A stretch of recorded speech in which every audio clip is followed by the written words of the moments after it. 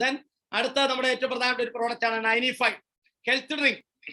ഏറ്റവും ബെസ്റ്റ് ആയിട്ടുള്ള പ്രോഡക്റ്റ് ആണ്. പക്ഷേ നമ്മളെല്ലാവരും വില കൂടുതലാണെന്ന് പറഞ്ഞ് നമ്മളങ്ങ് മാറ്റിവെക്കും. ഇത് ഞാൻ വിൽക്കുന്നില്ല, വില കുറച്ച് പ്രോഡക്റ്റുകൾ വിൽക്കാം.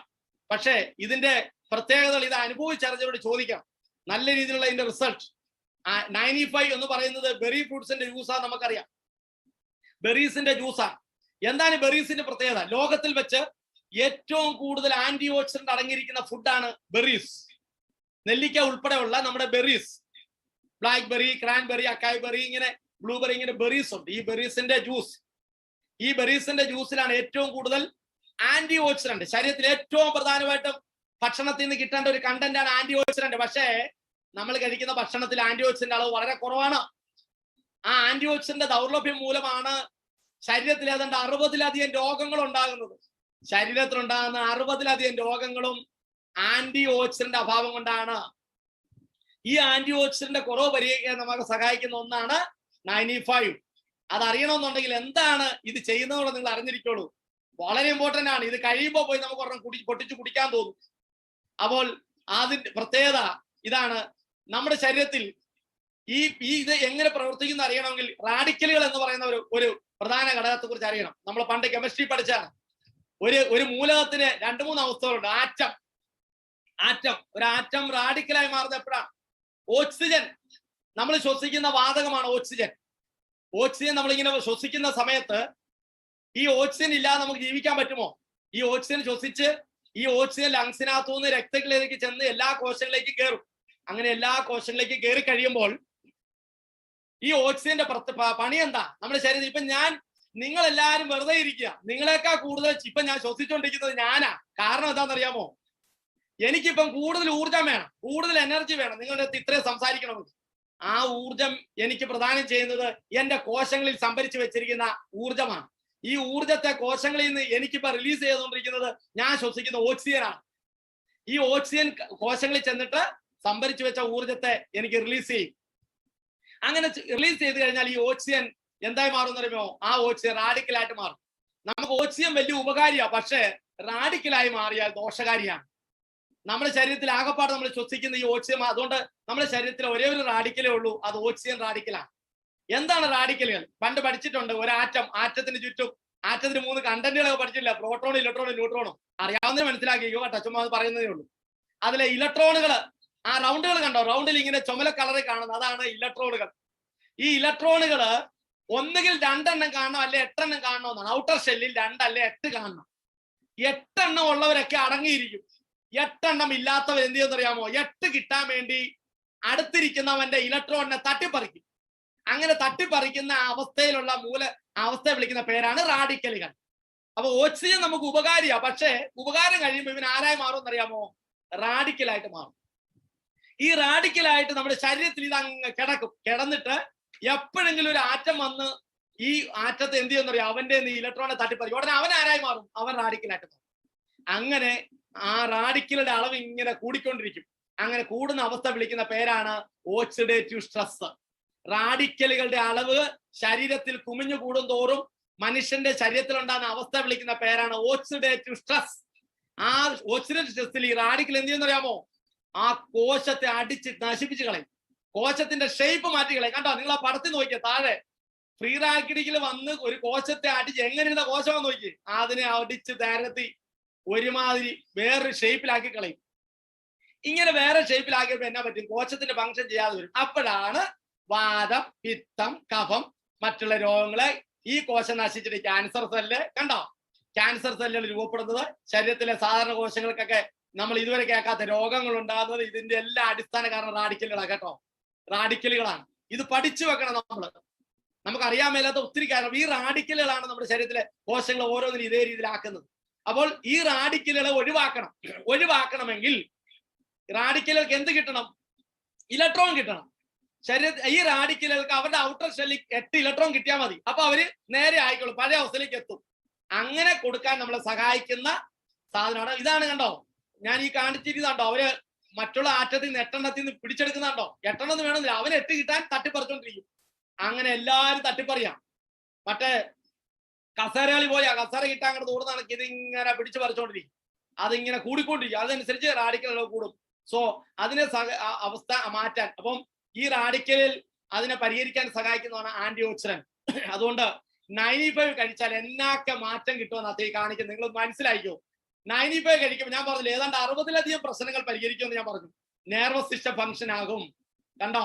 ഒബിസിറ്റി, ചിലർക്ക് വണ്ണം കുറയും എന്ന് പറഞ്ഞ് വണ്ണം കുറയാനുള്ള പ്രോഡക്റ്റ് ആണോ ആ 95? അല്ല, ചിലർക്ക് കുറയും, ചിലർക്ക് വണ്ണം ഒരു 95 കഴിക്കുമ്പോൾ വണ്ണം കുറയുന്നവരുണ്ട്. ഹെൽത്തി ഇതാണ്, നല്ല കാഴ്ചശക്തി കിട്ടും, റീപ്രൊഡക്ഷൻ ഫംഗ്ഷൻ ചെയ്യും, കണ്ടോ. പ്രത്യുൽപാദന അവയവങ്ങളെ ത്വരിതപ്പെടുത്തും, ഇമ്മ്യൂൺ സിസ്റ്റം കൂട്ടും, ലിവറിനെ പ്രൊട്ടക്ട് ചെയ്യും, സ്ലീപ്പിംഗ് നല്ല രീതിയിൽ ഉറങ്ങാൻ സഹായിക്കും, നല്ല പല്ലിന് നല്ല ആരോഗ്യം, ആന്റി ഏജിങ്, പ്രായം കൂടുന്നത് പെട്ടെന്ന് സ്കിൻ ചുളുങ്ങുന്നൊക്കെ മാറ്റും. ദെൻ ഡൈജസ്റ്റീവ് ഡിസോർഡർ, കണ്ടോ, ഡൈജസ്റ്റീവ് സിസ്റ്റം കണ്ടോ എന്തുമാത്രം നോക്കിയേ, സപ്പോർട്ട് റെസ്പിറേറ്ററി സിസ്റ്റം കണ്ടോ. അതായത് ഫ്രീ റാഡിക്കലുകൾ നമ്മുടെ ഏതൊക്കെ സിസ്റ്റത്തിൽ കിടപ്പുണ്ടോ അതിനെയൊക്കെ മെയിൻറ്റെയിൻ ചെയ്യും, വേറെ കാര്യമൊന്നുമില്ല. മനസ്സിലായി? ഞാൻ നേരത്തെ പറഞ്ഞ ഓരോ സിസ്റ്റത്തെയും സ്വാധീനിക്കുന്ന കണ്ടോ. അപ്പൊ 95 ഏത് അസുഖത്തിനാ കൊടുക്കുന്നത്? ഒരസുഖത്തിനുമല്ല. നമ്മൾ എല്ലാരും കുടിക്കണം. എന്തിനാ? ഈ പറഞ്ഞതിൽ ഏതെങ്കിലുമൊക്കെ താളം തെറ്റി കിടക്കുമായിരിക്കും നമ്മുടെ ശരീരത്തിൽ. ആ താളം തെറ്റി ഇത് പരിഹരിച്ചു തരും. അതിനാ 95 കുടിക്കുന്നത്. കവചപ്രാശ് കഴിക്കുന്നത് എന്തിനാ? ഏതെങ്കിലും ഒരു അസുഖത്തിനാണോ? അല്ല.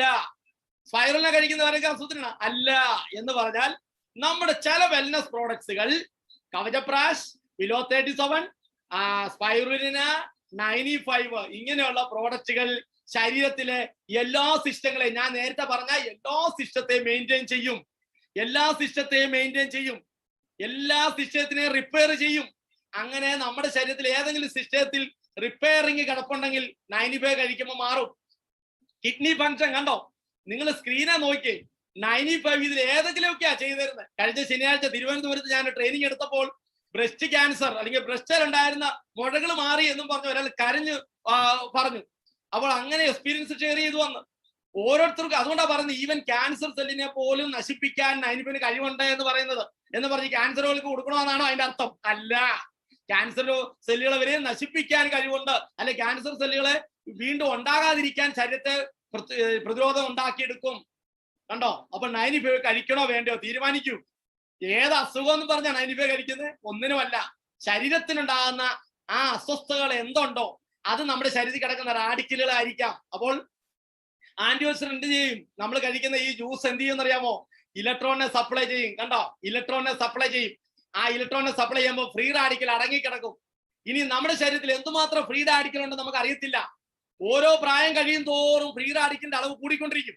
ഓരോ സമയം കഴിയും തോറും അങ്ങനെ കൂടി പതിയെ തേയ്മാനം, ആർത്രൈറ്റിസ്, കഫക്കെട്ട്, ഇങ്ങനെ ഓരോ രോഗം ഉണ്ടാവും. അതാ ഞാൻ പറഞ്ഞ 60-ലധികം രോഗങ്ങൾ ഉണ്ടാവും ഞാൻ പറഞ്ഞത്. അപ്പോൾ ഈ ഫ്രീ റാഡിക്കലിന്റെ അളവ് കുറയ്ക്കണം. കുറച്ചോണ്ട് വന്നാൽ എനർജറ്റിക്. ചില കണ്ടില്ല, രാവിലെ കുറച്ചു നേരം അടുക്കള പണി എന്നിട്ട് പോയി കിടക്കും, എന്നാ ക്ഷീണമാണ്, പണിയാൻ പറ്റുന്നില്ല എന്ന് പറഞ്ഞാൽ അസ്വസ്ഥകളായി മാറുക. അപ്പൊ ഇതൊക്കെ പരിഹരിക്കാൻ നമ്മളെ സഹായിക്കുന്ന ഒന്നാണ് 95. അപ്പോൾ ഈ റാഡിക്കലുകളുടെ അളവ് എത്രയുണ്ട്? ഇപ്പൊ ഒരാളുടെ ശരീരത്തിൽ 50 ലക്ഷം റാഡിക്കൽ കുമിഞ്ഞു കിടക്കുവാണെന്ന് വിചാരിച്ചോളൂ. 50 ലക്ഷം റാഡിക്കലുകൾ കുമിഞ്ഞു കിടപ്പുണ്ട്.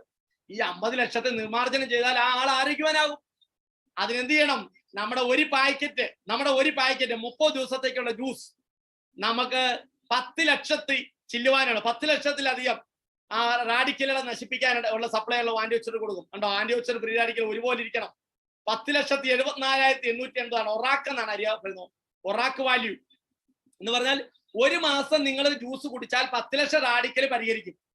അപ്പൊ 50 ലക്ഷം ഉണ്ടെങ്കിൽ എത്ര പാക്കറ്റ് കുടിക്കണം? ചിലർ ചോദിക്കത്തില്ല ഞാൻ എത്ര മാസം കഴിക്കണം? നിങ്ങളുടെ അസ്വസ്ഥത മാറുന്നത് വരെ കഴിക്കണം. അതിന്റെ അർത്ഥം അത്ര റാഡിക്കൽ നിങ്ങളുടെ ശരീരത്തിലുണ്ട്. മനസ്സിലായോ? അപ്പൊ 10 ലക്ഷം കഴിഞ്ഞാൽ, അപ്പൊ ഇത് കഴിക്കാൻ തുടങ്ങുമ്പോഴേ ചിലർക്ക് ഉണർവ് തുടങ്ങും. എനിക്കിത് കഴിച്ചിട്ട് ഒത്തിരി മാറ്റമുണ്ട് കേട്ടോ എന്ന് പറയാറുണ്ട്. സ്ഥിരം ഇത് കഴിക്കുന്നുണ്ട്.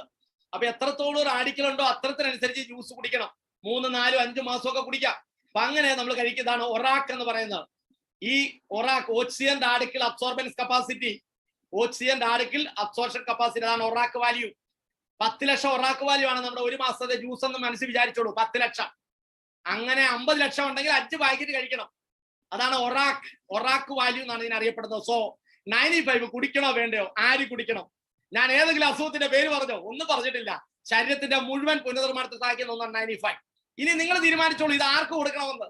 ഈ കേൾക്കുന്നതിൽ നിന്നും നിങ്ങളുടെ തലച്ചോറിൽ നിങ്ങൾ രൂപപ്പെടുത്തണം. ഏതൊക്കെ പ്രോഡക്റ്റ് ആർക്കൊക്കെ അനുയോജ്യമായ സാഹചര്യത്തിൽ കൊടുക്കണം എന്ന് നിങ്ങൾ പഠിക്കണം. അല്ലാതെ വെറുതെ അന്നേരം വിളിച്ചോ ഇത് കൊടുക്കാവോ, അത് കൊടുക്കാവോ, ഇത് വേണോ, അത് ഇതിൻ്റെ കൂടെ ചേർക്കണോ, അങ്ങനൊന്നും ചോദിക്കേണ്ട ആവശ്യമില്ല.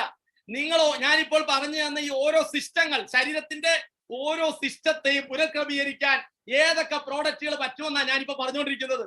ശ്രദ്ധയോടെ ഇരുന്ന് കേൾക്കൂ. എന്നിട്ട് ഇത് മനസ്സിലാക്കി പ്രോഡക്റ്റ്